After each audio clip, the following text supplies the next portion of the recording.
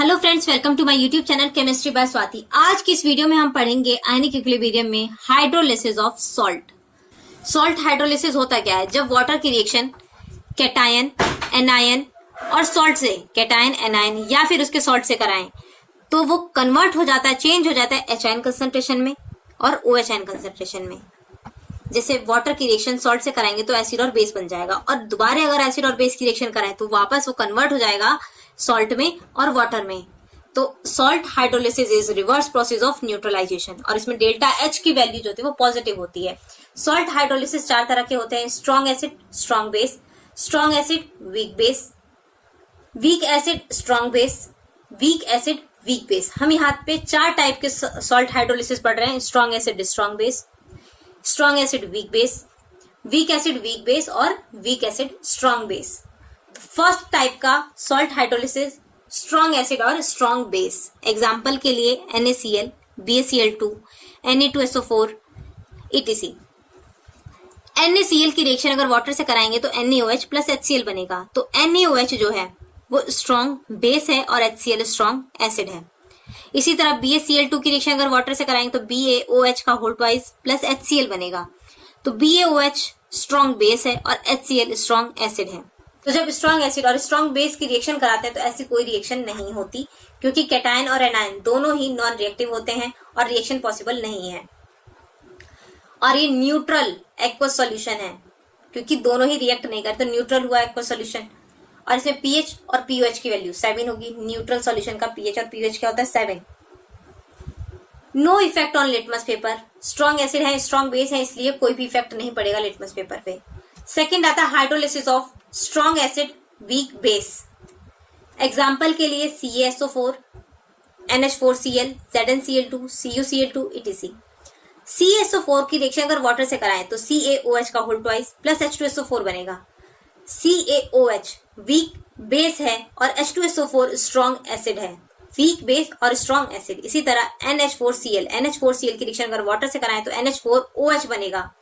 NH4OH weak base है और HCl strong acid है। इस तरह से हम पहचान जाएंगे कि स्ट्रॉन्ग एसिड है या स्ट्रॉन्ग बेस है। तो इसमें स्ट्रॉन्ग एसिड है तो कैटायन रिएक्ट करेगा वाटर से, स्ट्रॉन्ग एसिड है तो कैटायन वाटर से रिएक्ट करेगा, और कैटायन जो होगा वो एक हाइड्रोलिसिस कैटायन होगा। Cation of salt come from weak base is reactive. Cation कहां से आएगा? वीक बेस से। रिएक्टिव वीक बेस से।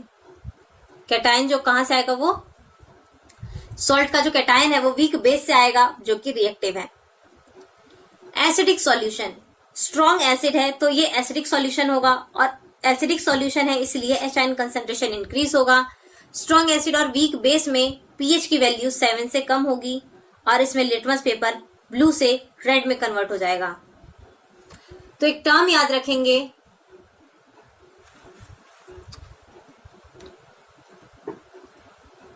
एसिडिक सॉल्यूशन है स्ट्रॉन्ग एसिड और वीक बेस में। स्ट्रॉन्ग एसिड है तो ये एसिडिक सॉल्यूशन होगा और HN कंसंट्रेशन इंक्रीज होगा, और pH 7 से कम होगा, और लिटमस पेपर ब्लू से रेड में कन्वर्ट हो जाएगा। तो एक टर्म याद रखेंगे KH को बोलते हैं हाइड्रोलिसिस कांस्टेंट। KH को क्या बोलेंगे? Hydrolysis constant. KW मतलब ionic product of water, Ka ionization constant of acid, Kb ionization constant of base, C concentration of salt या फिर concentration of ions, H degree of hydrolysis है। तो strong acid और weak base के लिए formula रहेगा KH। Hydrolysis constant का formula क्या होगा? KH is equals to KW upon KB। Strong acid और वीक बेस के लिए KH is equals to KW upon KB, और KH इज इक्वल्स टू होता है CH स्क्वायर। तो यहां से H square, KH is equals to क्या होता है? CH square. तो H इज इक्वल्स टू हम लिख सकते हैं KW upon KB into C। KH की वैल्यू क्या? KW upon KB। अगर यहाँ पे रखते हैं KW अपॉन KB, और ये C क्या हाथ पे चला जाएगा? डिवाइड में। तो KW upon KB into C, और रूट स्क्वायर कहाँ चला जाएगा? रूट में। तो इस तरह से आया H is equals to KW root में KW upon KB into C, root में KW upon KB into C। और स्ट्रॉन्ग एसिड वीक बेस के लिए pH का फॉर्मूला 1/2 pKw। स्ट्रॉन्ग एसिड और वीक बेस के लिए pH का formula half pKw minus half log C minus half pKb, या फिर हम बोल सकते हैं pH is equal to 7 minus half pKb minus half log C। Third आता है hydrolysis of week acid strong base.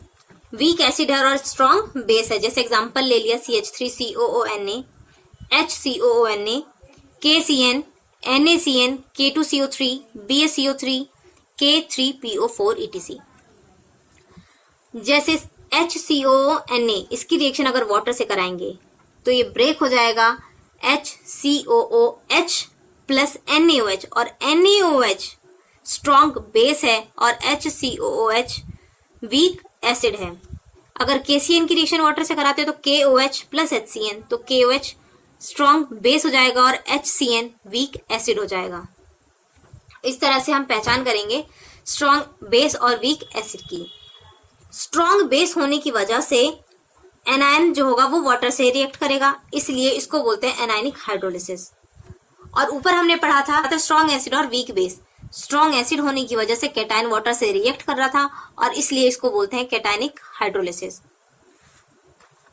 अब आते हैं नीचे, वीक एसिड और स्ट्रॉन्ग बेस। स्ट्रॉन्ग बेस में क्या था, ये एनायनिक हाइड्रोलिसिस, और anion of salt come from weak acid is reactive. Anion जो है वो कहां से आ रहा है, वीक एसिड से।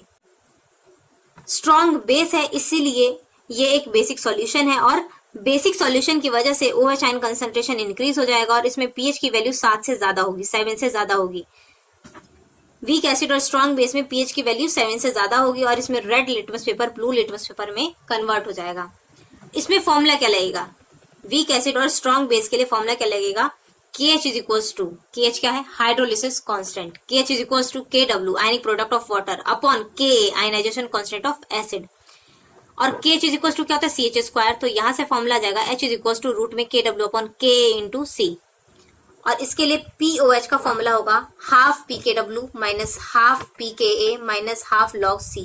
PKW की वैल्यू होती है 14, तो मल्टीप्लाई बाय 14 करेंगे तो 2 से ये 14 7 टाइम में कट जाएगा, तो POH is equals to 7 minus half PKa minus half log C हो जाएगा। ये तो POH का फॉर्मूला हो गया। अगर इसकी जगह हम pH के फॉर्म में इसका फॉर्मूला लिखें तो pH इज इक्वल्स टू क्या हो जाएगा, 7 plus half PKa plus half log C। एक फॉर्मूला याद रखेंगे, इक्विलिब्रियम कांस्टेंट मतलब K is equals to 1 upon KH होता है। KH क्या है, हाइड्रोलिसिस कांस्टेंट, तो KH का फॉर्मूला क्या हो जाएगा, KW अपॉन KA। तो हम ये लिख सकते हैं K बराबर KA अपॉन KW, क्योंकि 1 अपॉन KH है तो K बराबर क्या हो जाएगा, KA अपॉन KW। फोर्थ आता है वीक एसिड और वीक बेस।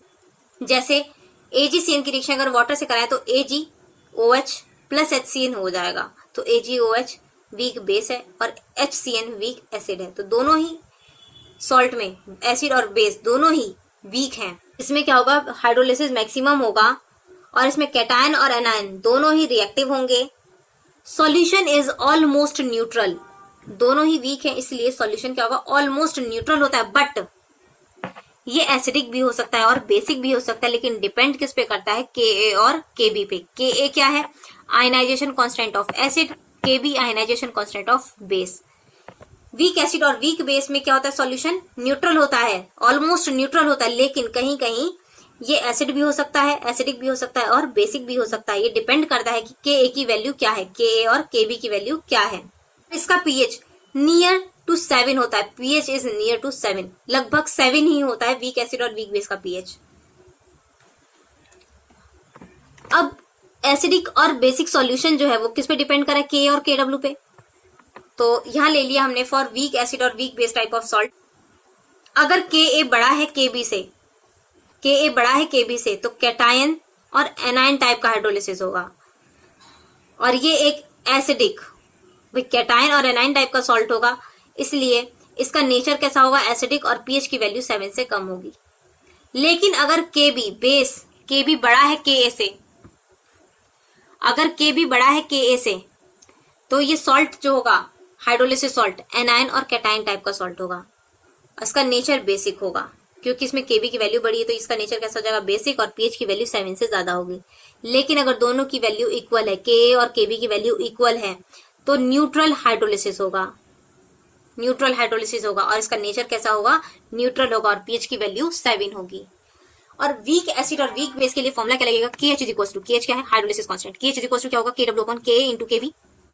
और H is equal to root में KW upon KA into KB होगा। अगर HN कंसंट्रेशन की टर्म्स में फॉर्मूला लिखें तो HN concentration is equal to root में KW into KA upon KB हो जाएगा।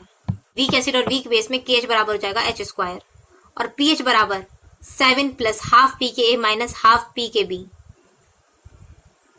और अगर pKw की टर्म्स में लिखें तो pH बराबर half pKw plus half pKa minus half pKb हो जाएगा। इसी टॉपिक पर बेस्ड एक क्वेश्चन है। Calculate the degree of hydrolysis of mixture containing ethane normal NH4OH and ethane normal HCN if Ka is equals to 10 to the power -5 and Kb is equals to 10 to the power -5। तो salt कैसा दे रखा है हमें, week acid और weak base का, week acid और weak base का salt दे रखा है। तो H इज इक्वल टू क्या हो जाएगा, KW रूट में KW upon KA into KB। KW की value 10 to the power -14, KA दे रखा है, KB की वैल्यू दे रखी है। सॉल्व करेंगे तो हाइड्रोलिसिस आ जाएगा, डिग्री ऑफ हाइड्रोलिसिस। तो आज की वीडियो में बस इतना ही, मिलते हैं अगली वीडियो में। वीडियो अच्छी लगे तो वीडियो को लाइक करें, चैनल को सब्सक्राइब करें। तब तक के लिए पढ़ते रहिए, सीखते रहिए।